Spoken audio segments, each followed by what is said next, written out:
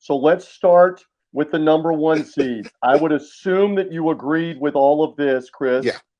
Florida deserved it because they won the SEC tournament to round Mhm. out Houston, Duke, and Auburn. Yeah. Oh, absolutely. I mean, it was the case where it was going to be either Florida or Tennessee.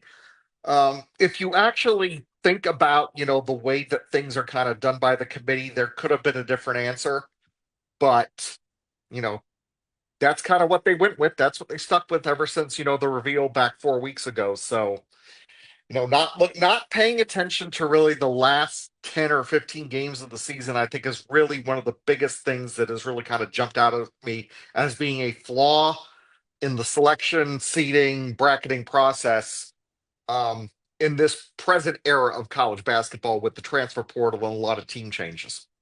I know you lean Florida. I more than Yeah, lean Memphis. I go off the high dive and the deep end with Memphis.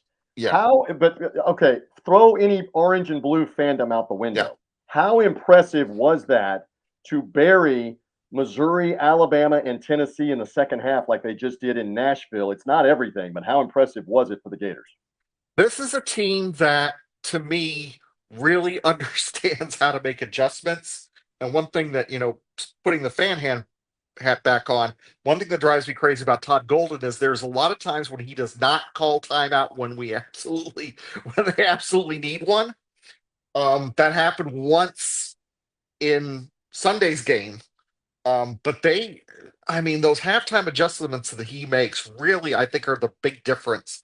They're doing a really great job in terms of analytics. I think they do quite a bit in game too, to kind of get that stuff, during those 15 minutes, which of course will be a little bit longer during the tournament. So that'll be a big help.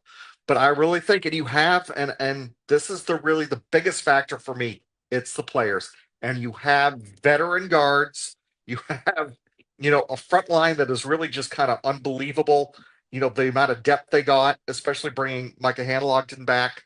And I think that the seniors are really what drives the bus. And I don't think, at one point I said yesterday, Walter Clayton Jr. is not going to let them lose this game. That's And right. I think you see that over and over again, especially over the past month, when they've gone to Auburn and they've gone to Alabama and they've, won 3 neutral court games in Nashville. That's the thing that I think really is the biggest driver. They have leadership that I don't think any other team in the country has. Love Chris Dobbertean's insight, loggingthebracket.com. You're seeing Chris's avatar, that smiling face. He's smiling because the bracket thing is over with trying to figure out who's in, who's out, and what did they do? They've now revealed the bracket, that selection committee for 2025.